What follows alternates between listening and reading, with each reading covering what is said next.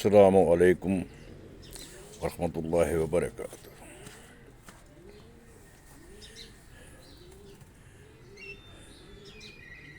ہجرت ہر دور میں انسانوں نے بھی کی ہے، اور اسی کے ساتھ ساتھ جانوروں نے، پرندوں نے بھی کی ہے۔ ان کی سب سے جو بڑی وجہ ہوتی ہے نا، وہ دونوں کی ایک ہی ہوتی ہے۔ جب وہاں رہنے کے لیے زمین تنگ کر دی جائے،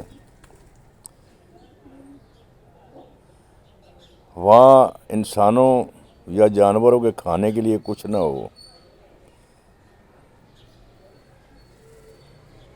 ان کی زندگی محفوظ نہ ہو، تو پھر وہ چاہے وہ جانور ہوں چاہے وہ انسان ہوں، وہ وہاں سے ہجرت کر جاتے ہیں۔ آپ ذرا اپنے ارد گرد نظر ڈال کے دیکھ لیں کہ ایک زمانہ تھا جب آپ صبح سویرے اٹھا کرتے تھے، چاہے وہ شہر تھے تو اکثریت دیہاتوں میں تو یہ ہوتا ہی تھا کہ ہر طرف سے پرندوں کی چہچہانے کی آوازیں آتی تھیں، مختلف طرح کی بولیاں ہوتی تھیں، اور ایک عجیب سا ایک منظر ہوتا تھا جس میں انسان جو ہے محصور ہو کر رہ جاتا تھا۔ لیکن آپ کو آج کل اپنے ارد گرد سب اجاڑ نظر آئے گا، نہ وہاں پر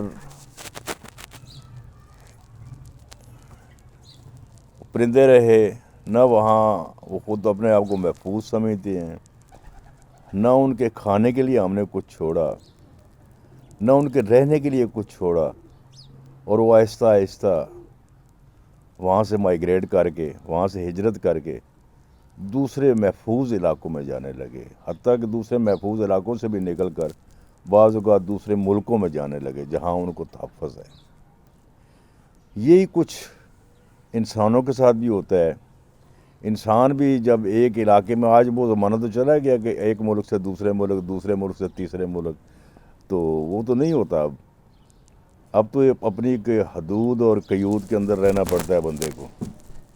تو اگر ایک شہر میں بندہ رہتا ہے، وہ وہاں محفوظ نہیں ہے، یا اس کو وہاں پر اپنی اور اپنے بچوں کے لیے رزق میں کوئی تنگی محسوس ہوتی ہے، پھر وہ مائیگریٹ کر کے، ہجرت کر کے کسی دوسرے شہر میں چلے جاتے ہیں، دوسرے سے تیسرے، تیسرے سے چوتھے شہر میں۔ بعض لوگ جو ہوتے ہیں ان کی تو زندگی اس طرح گزر جاتی ہے اور ختم ہو جاتی ہے، لیکن بعض لوگ ہوتے ہیں وہ کسی ایک جگہ پر سیٹل ہو جاتے ہیں، جم جاتے ہیں، اور پھر وہیں کے ہو گئے رہتے ہیں۔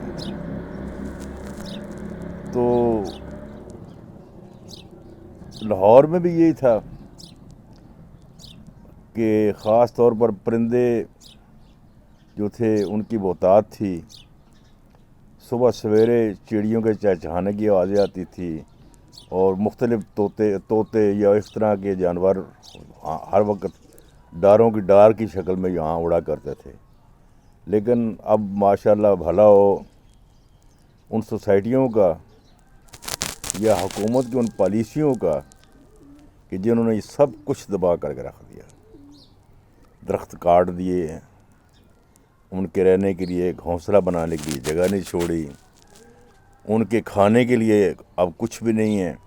پہلے ایک زمانہ تھا، ہم دیکھا کرتے تھے کہ صبح سویرے خاص طور پر بزرگ لوگ جو ہوتے تھے، وہ ایک تھیلے میں کچھ دال لے کر، کچھ ایسی چیزیں لے کر، باجرہ لے کر وہ اکثر آیا کرتے تھے۔ ایک تو صبح سویرے ان کی ہوا خوری ہوتی تھی، اور دوسرا اس میں وہ دانہ دن کا پرندوں کو ڈال دیا کرتے تھے، کیڑوں کو ڈال دیا کرتے تھے۔ اب انسانوں کے اپنے کھانے کے لیے نہیں ہے، تو کون جا کر ان کو دے گا؟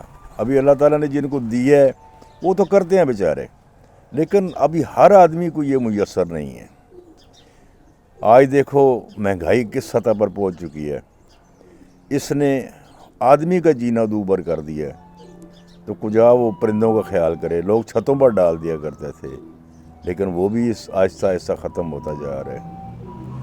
تو اسی طرح گاؤں میں ہوتا تھا، جب کوئی جانور مر جایا کرتا تھا تو اگر حلال جانور ہے اس کی کھال وغیرہ اتار لی، وہ کسی کام آ جاتی تھی۔ باقی اس کا جو جسم ہوتا تھا اس کو کھینچ کھانچ کر کسی گاؤں سے دور ویرانے میں ڈال دیا جاتا تھا، اور یہ گدوں کے غول آ جایا کرتے تھے۔ تو آج پاکستان کے اندر آپ کو دیکھنے سے بھی گدھ نظر نہیں آئے گا، کیوں کہ یہ کام ہم انسانوں نے شروع کر دی ہے۔ ہم اس جانور کی باقیات کو چھوڑتے ہی نہیں ہیں، نہ ہم ہڈی چھوڑتے ہیں، نہ بیچ میں کچھ۔